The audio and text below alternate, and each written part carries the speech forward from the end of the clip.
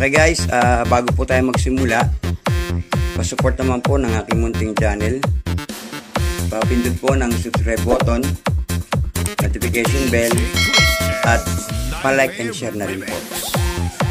Salamat! Hi guys, maganda at pinagpalang maulang araw po sa ating lahat and welcome back to my channel. Guys, may project ako ngayon, may magpapagawa sa atin ng speaker box na two-way.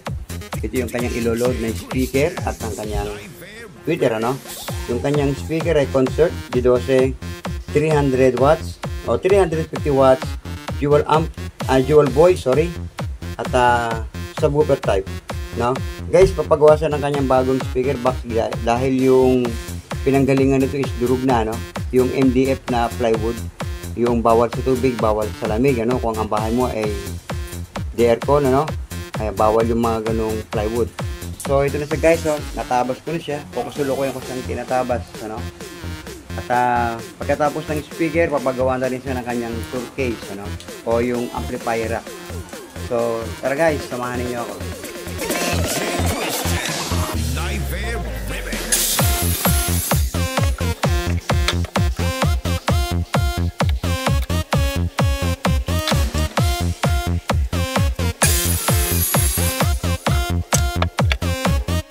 Okay guys, natabas ko na at naliha ko na rin siya, So ito yung kanyang harap at likod, Ito yung ibabaw at pangilalim. Ito naman yung magkabilang side, So bali dalawang speaker siya. Two-way lang siya guys, And then pagkatapos niya, gagawa naman tayo ng kanyang tour case or yung tinatawag na amplifier rack.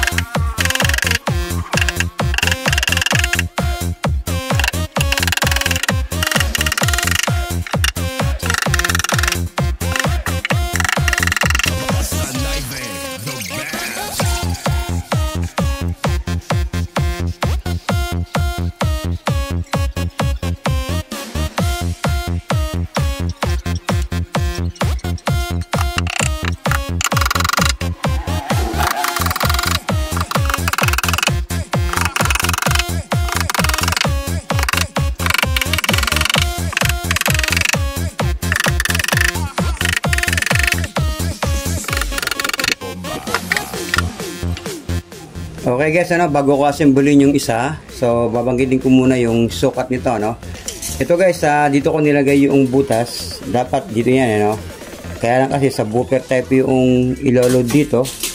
So kaya kailangan kong itaas ito at dito natin nilagay yung air vent niya. Okay guys, tara.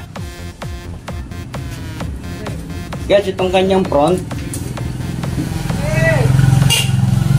Itong kanyang front, ang sukat ito guys ay ito, no?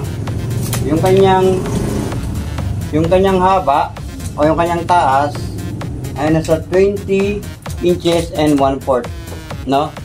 So ayan, no, 20 inches and 1/4.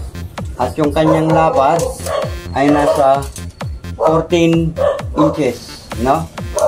So 14 inches. Yung kanya namang siding, no guys, ano, ito, no? Ito yung siding. So, ganoon din guys, ano, sa front. Yung taas niya is 20 inches and 1/4, no? 20 inches and 1/4. Magkakaiba yan dito, no? So, papatak siya ng 12.5 inches. 12.5 inches. No, guys, ano, ito yung kanyang siding. Ito yung guys, oh. Yan. 12.5 inches. Ngayon guys, yung sukat ng front, so ganun din yung backboard, ano? Ito, oh.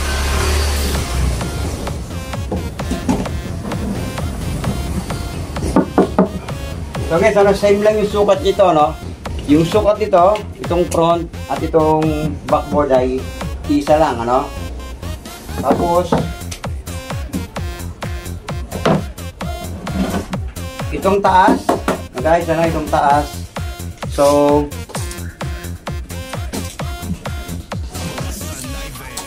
12.5. Yung lapad 12.5 at yung kanyang haba ay 15 and 1/4. No, 15 inches and 1/4. So ganoon na rin yung baba niya, no? So yung lapad dito guys na 12.5, siya ring lapad niya sa taas at sa baba na 12.5 inches. So ang suma total niyan guys, ang suma total niyan, ito na siya, 15 and 1/4, no? Ito siya, 15 and 1/4 at yung taas niya ay papatak siya ng 21.5. Ayan guys, so sakto yan, no? So 21.5. Okay guys? Okay guys, ano? Ito na siya, no? Inabot na ako ng gabi. Pero okay lang, ano? Guys, mapapansin nyo, no? Meron siyang clamp na inipit ko. Mangyari marin kasi itong ginamit nating plywood. Kaya nakikita nyo may mga butas, no?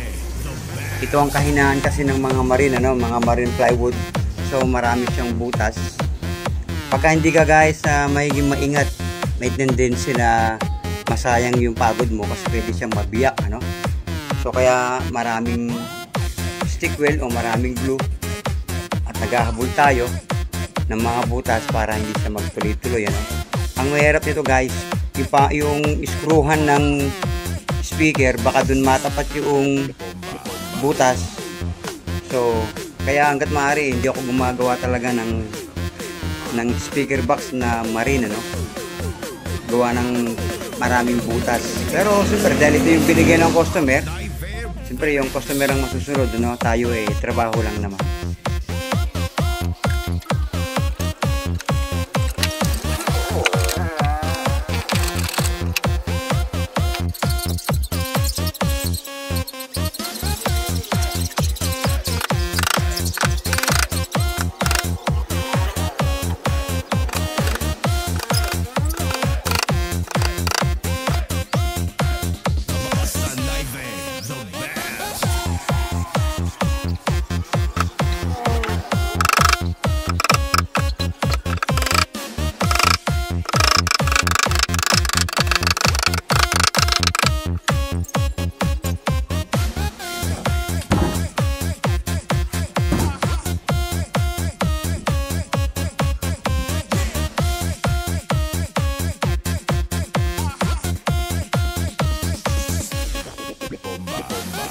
Okay guys, ano, kararating lang ng kanyang mga accessories. Corner, speaker corner, tsaka yung kanyang handle. So guys, kakabit ko lang, ano.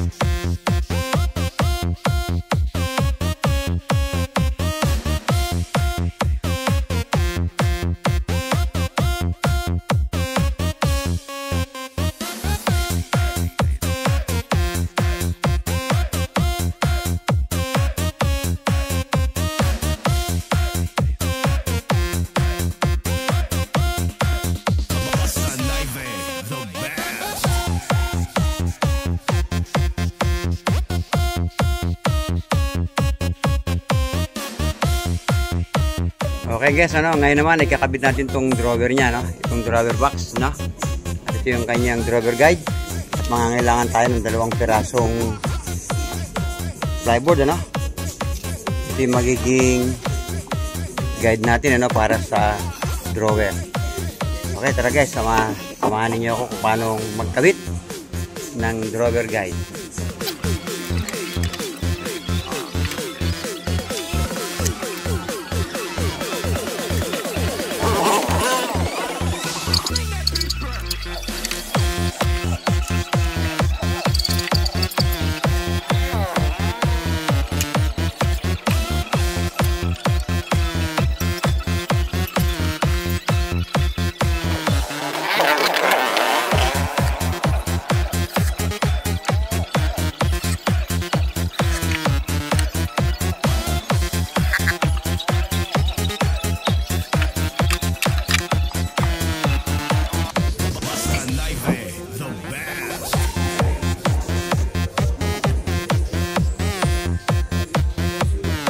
Okay guys, ano, konting kembot na lang. Kakabit ko na lang yung pintuan ng drawer. Tapos kakabit na lang natin yung kanyang speaker. Kaya lang guys, yung kanyang speaker yung may-ari na lang daw magpipintura, no. May kalumaan din kasi yung speaker niya, pero original naman yun, maganda naman ang tunog nun. Okay guys, ano, kabit ko na lang yung pintuan ng drawer. Tapos yung speaker, okay na yan, sound check na natin.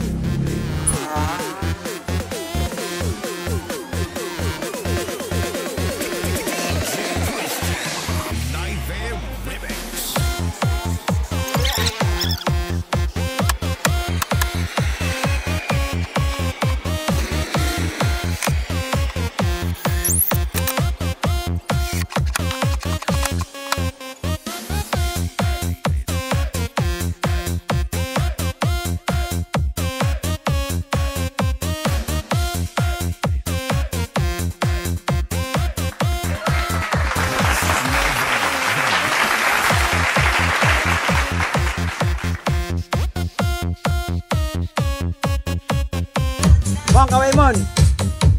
Yan po yung may-ari, mag-asawa. Okay. Salamat sa Panginoon at nakatapos na naman tayo ng isa na namang matagumpay na project. Okay guys, pakisupport po ng aking munting channel. Pakipindot po ng subscribe button, notification bell, pa-share and pa-like na rin po. At ng pag-ibig, pagpapala ng ating dakilang Diyos ay sumating lahat. Maraming salamat po.